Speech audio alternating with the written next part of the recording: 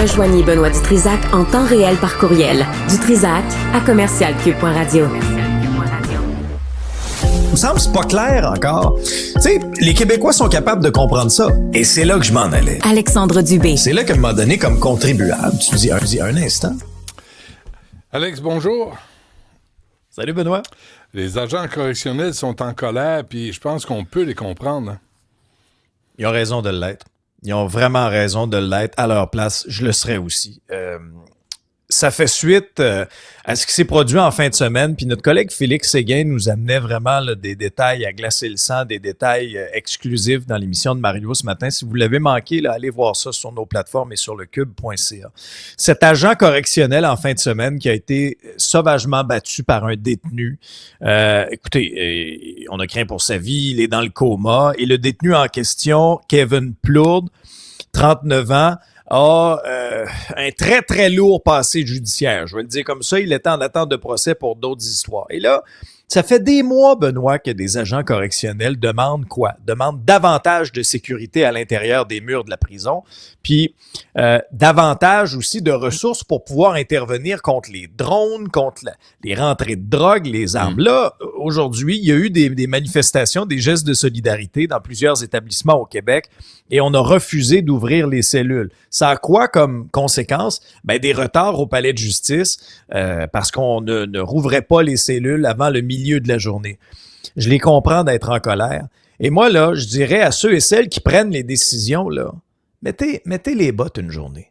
Allez sur le terrain. Ouais. Allez avec ces hommes, ces femmes-là dans les prisons, là. Retrouvez-vous face à face avec un détenu. Hey, c'est pas des enfants de CPE, là. C'est des criminels.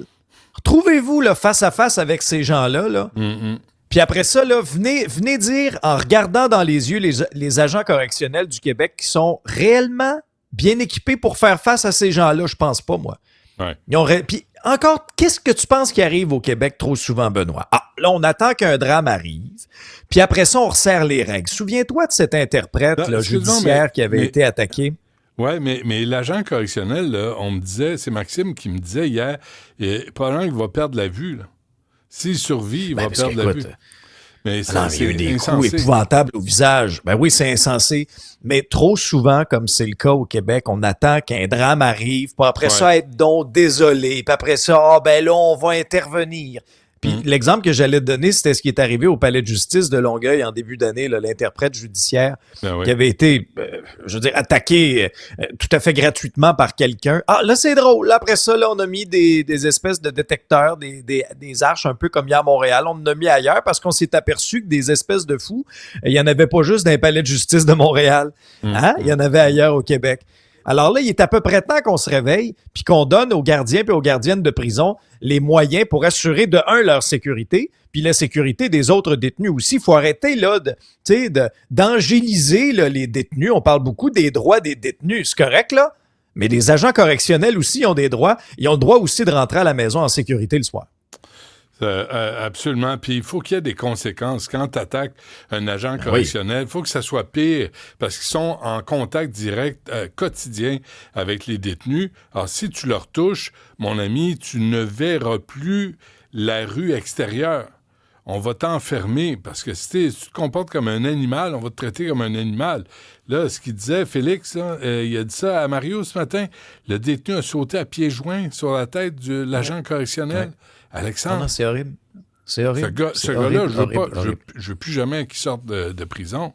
Tu es capable de faire ça à un être humain. Là. Tu restes en dedans, mon ami. Tu es encore beau contre nos vices. Pas ça qui arrive aux prisons. Tu peux te faire livrer quelque chose à la fenêtre avec un drone. Ils sont à veille de recevoir des livraisons d'Amazon. Ouais. Bon, enquête de la ministre Derry, c'est quoi? C'est le collège Jacune, hein? Oui, puis il est temps, là.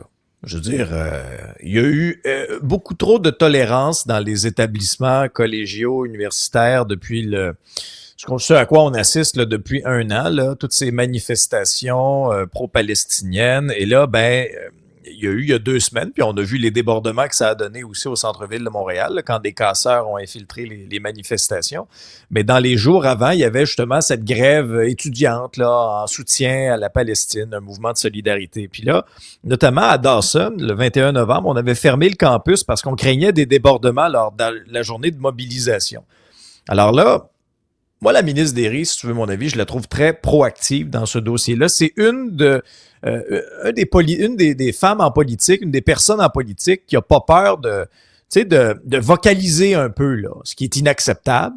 Et ça, je tiens à le souligner. Et là, ce qu'elle lance, elle a mandaté des fonctionnaires là, sur enquêter sur des plaintes d'étudiants des collèges Vanier et Dawson.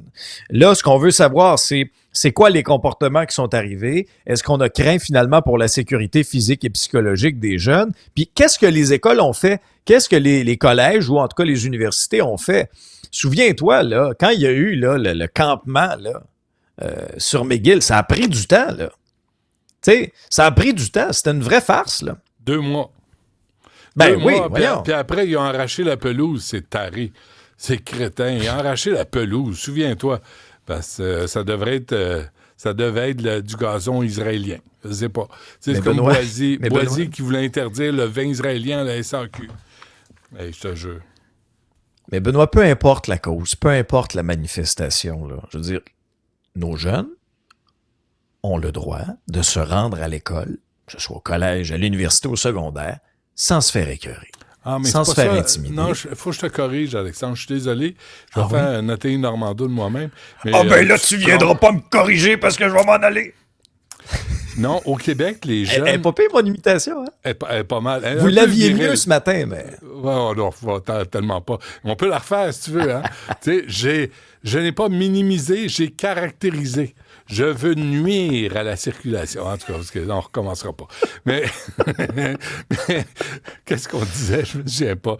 Ah non, les jeunes ont le droit de manifester en paix, tout casser, sans être importunés. Ah.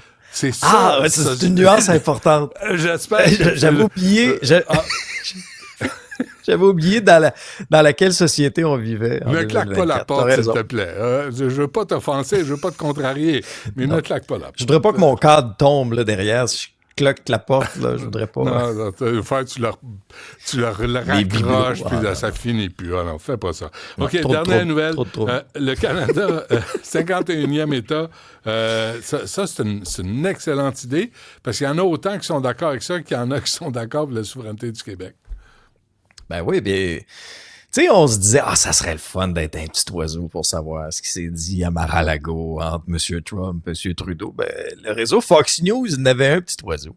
Ben oui. Et semble-t-il que Trump a suggéré à M. Trudeau, en disant, écoutez, M. Trudeau, là, si les tarifs de 25% qu'on vous impose tuent l'économie canadienne, ben, peut-être que le Canada serait mieux de devenir le 51e État américain. Vous pourriez même être gouverneur de cet État-là, M. Trudeau. Et là, ça a l'air que là, il y avait des petits rires un peu nerveux autour de la table à ce moment-là. Bon, on retiendra pas notre souffle.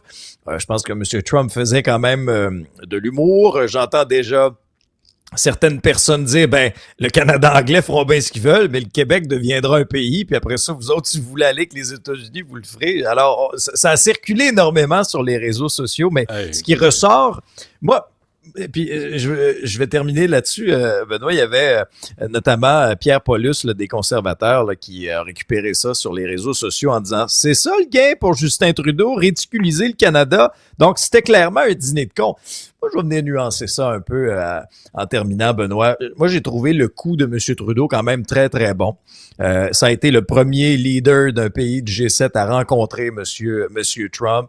Dans ces moments-là, autour d'une table, il peut peut-être se créer ou se recréer certains liens qui avaient été brisés dans le passé. On se souviendra là, de la rencontre à Charlevoix. Moi, je trouve que M. Trudeau, après une semaine très difficile... Non, tu te trompes, Alex. Là. Non, tu vas pas m'interrompre pour une deuxième fois. Tu te trompes, puis t'es pas dans ton affaire. Hey! Puis là, ton opinion, là, c'est sans nuance, puis je trouve que... Là, tu devrais te lever, jeter tes écouteurs, puis claquer la porte. Vas-y. Faut que je sois metteur en scène, en plus.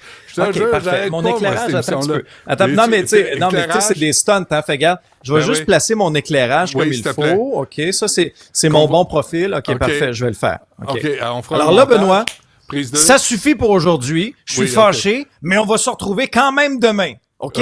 Veux-tu animer à deux? Tu veux animer tout seul? Qu'est-ce que tu veux faire? Okay, clin d'œil. Je quitte. Claque la porte. Vas-y, claque-la, solide. Vas-y. Ah ouais, fort. Ah, il claque pas. Il est trop doux, ça camouille. Rien à faire. Alexandre Dubé, merci.